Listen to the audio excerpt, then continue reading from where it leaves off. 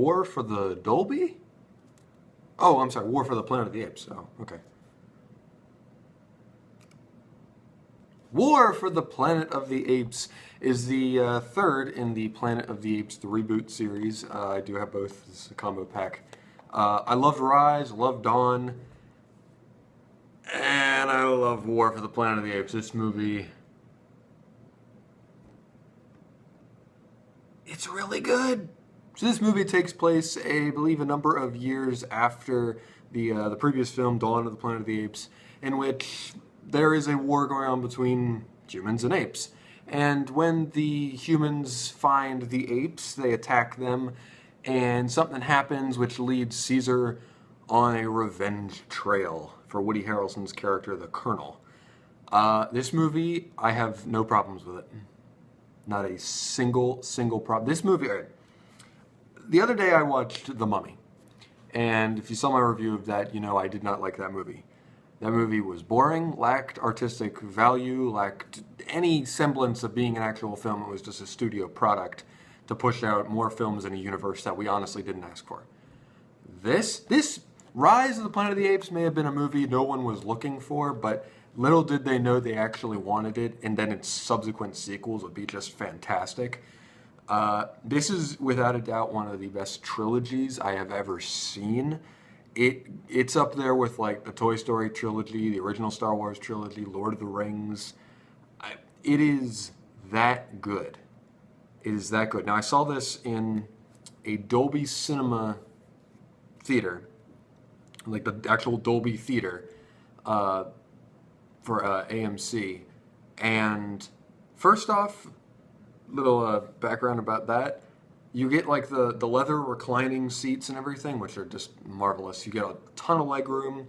There's like 1 billion speakers around you, and before the movie's on, they are in like red and everything, and it's really, really neat. It's like pitch black. Once the movie starts, it's like pitch black, and the movie itself has like the like HDR and high contrast, high dynamic range, and all that stuff. It looked beautiful. This movie was shot in 65 millimeter, and it looks absolutely incredible. As we all know, the special effects are incredible in these movies. That aside, you get a story that is unapologetically brilliant, smart, and again, these are apes. Only like a handful of them really talk in the movie. And they use such limited dialogue to tell you this grand story, but it's so effective how they do it. They use the sign language. They meet this little girl who, in the vein of 11 from Stranger Things and even X-23 from Logan earlier this year. This movie is like Logan. And to say that is that this film is fantastic and it's great. To me, this is the best movie I've seen since Arrival. Not that I haven't liked movies since Arrival last year. Arrival was my favorite movie of last year. And this is the best movie since then, and I may even like it a tick more than that. I just saw it, so I mean, I'm going to have to definitely watch it again. But it was amazing. Again, the special effects are great. On top of that, you have fantastic cinematography. The opening scene of this film. You want to talk about a war? Oh my God. There is a war, but at the same time, this is a very human story that deals with apes, in a sense. There's a moment in the movie, I don't want to spoil it, but there's a moment in the movie that if you're watching this and you are patriotic at all, oh my God, you're like, part of your soul is gonna like ache, because it's like, that is not what that means, but oh my God. Like, you are going to be, you almost be conflicted with the scene, but at the same time, it's just like, it's so effective in telling the story and telling the points of view of this military group and the apes. It's so well done.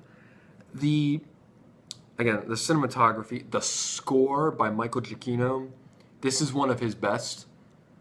And it takes elements from the previous two movies, but it just, expands them, and as it plays throughout the entire movie, every image you're seeing. This movie is a piece of art, okay? And I don't often say that about films, and that's why maybe I love this movie so much because I just watched The Mummy, because that movie was boring, lacked direction, and this is engaging. There are funny moments in this movie too. A movie as bleak as this, each movie gets bleaker, you know? The first one is kind of light, but it still has those bleak elements to it at times because it's the beginning of the story. The middle chapter is bleak, but there's still light at the end of the tunnel. Things could go well, and this is all bleak because there's no more light at the end of the tunnel. Certain characters in Dawn of the Planet of the Apes destroyed that and turned Caesar the way he is in this film. I cannot recommend this film enough. I can't recommend the Dolby Cinema enough. I mean, that was a fantastic experience. Everything about this movie, there's no, in thematically and story-wise, there is nothing wrong with it. There is but one scene with exposition where a character tells you about something, but it's necessary. If there's something that is necessary about it, there's something that actually progresses the story and you understand the character's motivation. And there are elements, there's so many elements in this movie that are shown to you, not told, because the apes do sign language. That is, I know I keep saying it's amazing, it's brilliant, it's great, I love it, it's incredible. But if you love cinema, you will adore this movie. There are things in this movie that I'm just like, they're poignant. They kind of can pertain to things today. But at the same time, there's such emotion to characters that are being performed by actors, but you don't see the actor because they're covered up with CGI. There is so I can't say this enough. Andy Serkis deserves an Oscar for this movie, at least a nomination. Like, give the guy the nomination. I mean, this movie and Logan could be nominated for Best Picture because they're that good. They are that good. And this is a perfect 10 out of 10 for me. I loved this movie. It's my favorite movie of the year. And y'all know I love Beauty and the Beast, and I really enjoyed Power Rangers, and Wonder Woman was great, and so was Logan. But they all pale in comparison to how beautiful this movie is to watch. So thank you guys for watching this review. Check out my other reviews on the channel. And as always, guys, thank you for watching. I'm Andrew the College Critic, and I'll see you all next time. Goodbye.